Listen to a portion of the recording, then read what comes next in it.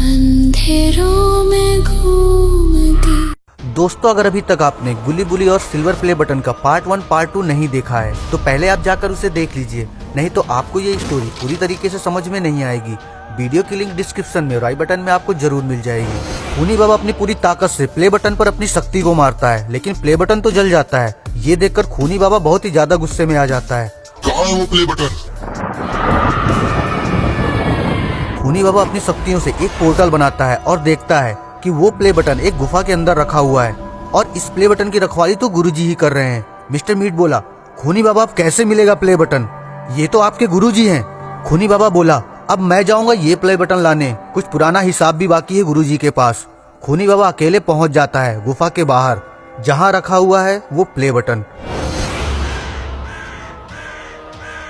खूनी बाबा गुफा के दरवाजे में जैसे ही पहुंचता है वो देखता है वो गुफा तो चारों तरफ से शक्तियों से बंधा हुआ है। खूनी बाबा जैसे ही अंदर जाने के लिए कदम रखता है, अंदर से आवाज आती है, रुक जा खूनी बाबा, ये ऐसा वैसा शक्ति का घेरा नहीं है। अगर तूने अंदर आने की कोशिश की तो तू मारा जाएगा।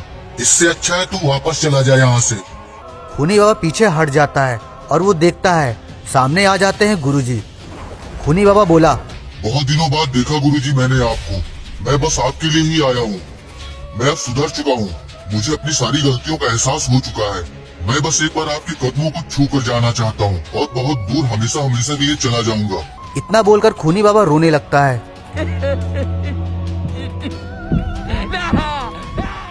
गुरुजी खूनी बाबा को रोता देखकर बहुत ही ज्यादा दुखी हो जाते हैं और वो पिघल जाते हैं। वो उस घेरे को खत्म करके बाहर आ जाते हैं। गुरुजी को नहीं पता था कि ये उसकी एक चाल है। गुरुजी खूनी बाबा के पास आते हैं। खूनी बाबा गुरुजी के पैरों में लेट जाता है।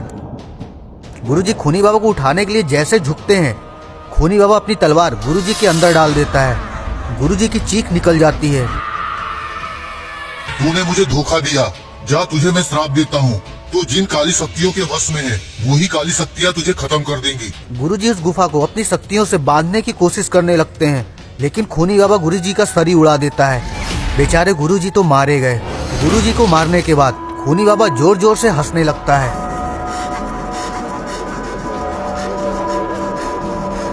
इस दिन का तो मैं बरसों से इंतजार कर रहा था। मुझे अब कोई नहीं मार सकता। मैं इस ब्रह्मांड का सबसे शक्तिशाली इंसान बन चुका हूँ। अब इस प्ले बटन की शक्ति मेरी होगी। खूनी बाबा गुफा के अंदर चला जाता है। इधर गुली बुली सॉन के पास बैठे हैं और छाती पीट पीट कर रो रहे हैं। सॉन तू नहीं जा सकता, हमें छोड़कर नहीं जा सकता। गुली बुली की रोने की आवाज सुनकर बाबा लंगोटी लाल और उनके भाई गुली बुली के पास आ जाते हैं। बाबा लंगोटी लाल को देखकर गुली बुली बहुत ही ज्यादा रोने लगते हैं। बाबा लंगोटी लाल बोले, मैंने तुम लोगों को पहले ही मना किया था, लेकिन एक छुटकू को ज्यादा ही जैकी चैन बनने की पड़ी थी। बाबा लंगोटी लाल अपनी शक्तियों से एक पोर्टल बना के देखते हैं कि आखिर खूनी बाबा है कहाँ। ये तो गुरुजी की गुफा है, खूनी बाबा वहाँ पर क्या करने गया है? बाबा लंगोटी लाल चुप है। ये नहीं हो सकता, ये गुफा तो गुरुजी ने बांध रखी थी, ये कैसे हो गया? किसी को कुछ समझ ही नहीं आ रहा था कि बाबा लंगोटी लाल आखिर कहना क्या चाहते हैं। क्या हुआ, साफ साफ कहो। अरे प्ले बटन गुरुजी के पास ही था और वहाँ खूनी बाबा नहीं जा सकता। आखिर गुरुजी कहाँ है? तभी सभी लोग देखते हैं गुरुजी का सर तो अलग पड़ा है और गुरुजी मर चुके हैं। बाबा लंगोटी लाल उनके भाई गुली बुली को छोड़कर वहाँ से चले जाते हैं और आ जाते हैं गुरुजी के पास। गुरुजी की ऐसी हालत देखकर चारों बाबा तो रोने लगते हैं।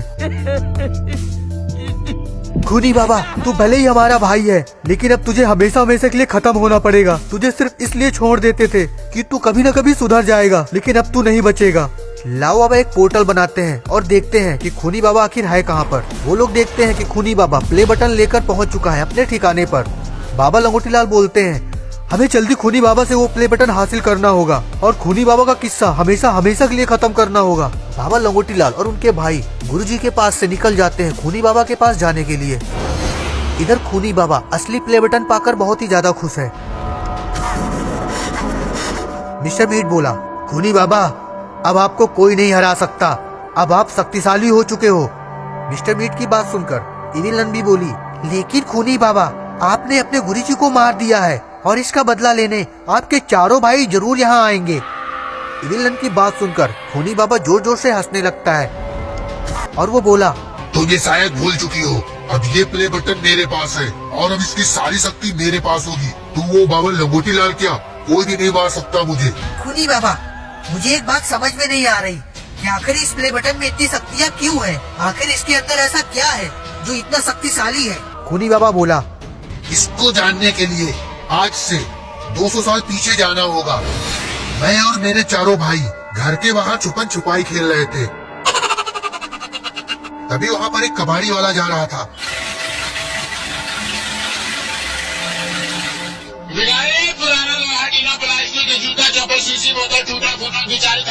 हम चारों भाई बाहर आकर उस कबाड़ी वाले का गाना सुनकर जोर जोर से हंसने लगते हैं। तभी आसमान से कुछ जलता हुआ नीचे आता है और उस कबाड़ के ट्रक पर गिरता है और वो कबाड़ी वाला और वो ट्रक वहीं पर जल जाते हैं। उस धमाके में हम पांचों भाई भी दूर जाकर गिरते हैं। धमाके की आवाज सुनकर अंदर से पिताजी भी बाहर आ जाते हैं। पिताजी बोले, तो सब ठीक हो ना? हम पांचों भाई पिताजी के पास दौड़कर आ जाते हैं। तभी हम सब देखते हैं कि उस धमाके में कुछ चमक रहा है। उसे देखकर पिताजी वहाँ जाने लगे। पिताजी बोले, तुम सब यहीं रुको, मैं आता हूँ। पिताजी उस चीज के पास पहुँच जाते हैं और उसे पकड़ लेते हैं। उनके छूते ही पिताजी दूर जाकर गिरते हैं और वो बेहोश हो जाते हैं। हम सब पिताजी के पास दौड़कर जाते हैं और देखते हैं पिताजी के पूरे शरीर में बिजली चमक रही थी। हमें लगा पिताजी मर गए। तभी पिताजी उठ जाते हैं और वो जलती हुई चीज के पास पहुंचते हैं और वो चीज कुछ और नहीं था, ये प्ले बटन ही था। प्ले बटन को दोबारा से पिताजी छूने वाले थे। तभी वहाँ पर गुरुजी आ जाते हैं। गुरुजी बोले, रुक जाओ, ये तुम्हें मार देगी। ये ऐसी वैसी शक्ति नहीं है, इसकी शक्तियों को कोई नहीं संभाल सकता। इसको हमें कहीं छिपा देना चाहिए। पिताजी बोले, लेकिन गुरुजी, अगर इसे मुझे मारना होता तो ये मुझे मार चुकी होती। गुरुजी कहते हैं, रुक जाओ चुन्नीलाल। लेकिन पिताजी गुरुजी की बात नहीं सुनते और उस प्ले बटन को पकड़ लेते हैं। देखते ही देखते पिताजी उस प्ले बटन में समा जाते हैं। हम सब पिताजी को बचाने की कोशिश करते हैं, लेकिन तब तक बहुत देर हो चुकी थी। तब से मैंने ठान लिया कि मैं इसकी शक्ति को हासिल करूंगा और पूरी दुनिया में राज करूंगा। इसकी शक्ति को कोई नहीं संभाल सकता, इसलिए इसे हमें कहीं छिपा देना चाहिए। लेकिन गुरुजी, कोई तो रास्ता होगा ना? गुरुजी थोड़ी देर शांत रहते हैं, फिर बोले, इस शक्ति को संभालने के लिए पहले इसे किसी और के हाथों में जाना होगा, जिसके अंदर कोई छल कपट पाप ना होगा। उसके बाद हम इसकी शक्तियों को हासिल कर सकते हैं। लेकिन इस बात की कोई गारंटी नहीं है कि कोई भी शक्ति को संभाल पाएगा। फिर गुरुजी ने इसे एक जगह पर छिपा दिया। खूनी बाबा की बात सुनकर मिस्टर मीट और इविल नन शांत रहते हैं और वो भी सोच में पड़ जाते हैं कि काश इसकी शक्तियों को हम हासिल कर पाते तो हम लोग भी इस दुनिया में राज करते। खूनी बाबा प्ले बटन को सामने रख देता है।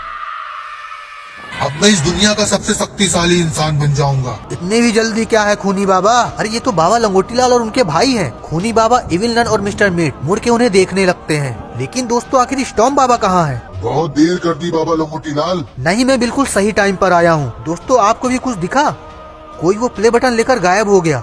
अरे ये तो स्टॉर्म बाबा है। वो तो हवा की रफ्तार से आकर प्ले बटन को उठाकर लेके भाग गए। खूनी बाबा, तूने गुरुजी को मारकर बहुत बड़ी गलती कर दी।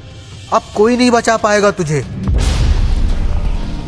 चारों बाबा मिलकर खूनी बाबा के ऊपर हमला कर देते हैं। खूनी बाबा अपनी शक्तियों से उन्हें रोकने की कोशिश करता है, लेकिन वो नहीं रोक पाता और खूनी बाबा आखिर मारा जाता है। खूनी बाबा के मरने के बाद मिस्टर मीट और इविल नन वहाँ से भागने लगते हैं, लेकिन स्टॉर्म बाबा हवा की रफ्तार से उनके आगे ही आ जाते हैं और मिस्टर मीट और इविल नन को भी वहीं पर मार देते हैं। बाबा लंगोटीलाल, आइस बाबा, स्टॉर्म बाबा और लाओ बाबा सभी लोग मिलकर उस प्ले बटन को खत्म कर देते हैं। प्ले बटन को खत्म करने के बाद वो लोग वापस गुरुजी के पास आ जाते हैं। चारों बाबा बहुत ही ज्यादा दुखी है। उनके प्यारे गुरुजी अब इस दुनिया में नहीं है। अब उनको सही रास्ता कौन दिखाएगा? तो दोस्तों, कैसे लगी आपको हमारी ये स्टोरी अच्छी लगी हो तो वीडियो को लाइक करिए, कमेंट करिए और शेयर करिए और चैनल को सब्सक्राइब करना ना भूलिए और देखते रहिए आपका अपना चैनल। तब तक के लिए धन्यवाद, नमस्कार।